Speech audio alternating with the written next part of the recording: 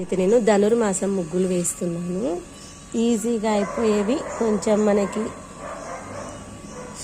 ఈజీగా ఉండేదనేలాగా చూసి వేస్తున్నాను.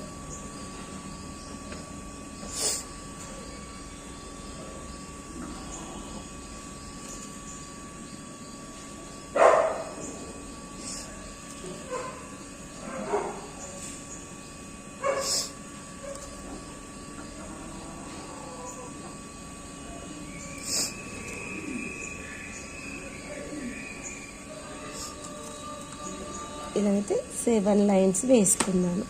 1 2 3 4 5 6 7 లైన్లు వేసాయి కదా, ఇట్లా కూడా 7 లైన్లు వేసుకుందాం. నిలువులో కూడా అడ్డులో 7 వరుసలు, నిలువులో 7 వరుసలు అయితే వేసేసుకున్నాను.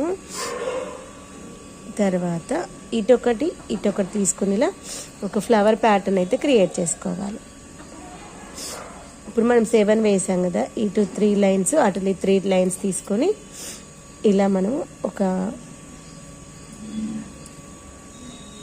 ఫ్లవర్ ప్యాటర్న్ తయారు చేసుకున్నాం కదా, సేమ్ అదే విధంగా ఇటు సైడ్ కూడా వేసుకుందాము. తర్వాత మధ్యలో ఇలా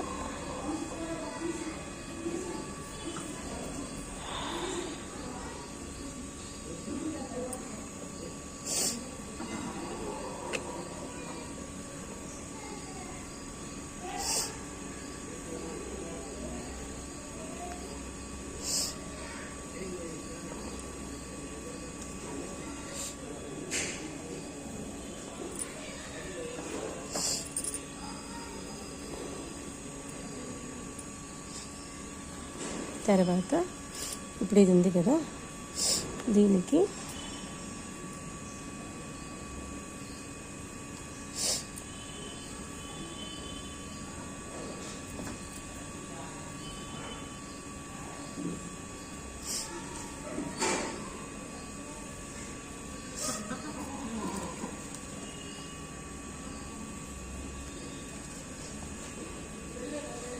ఇలా ఒక 3 వేసేసుకొని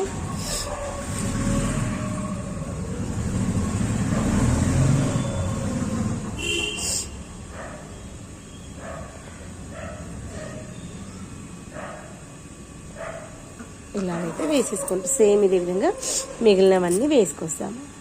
ఫ్రెండ్స్, ఇదిగోండి ఫైనల్గా అయితే మనకి ధనుర్మాసం ముగ్గు అయితే అయిపోయింది.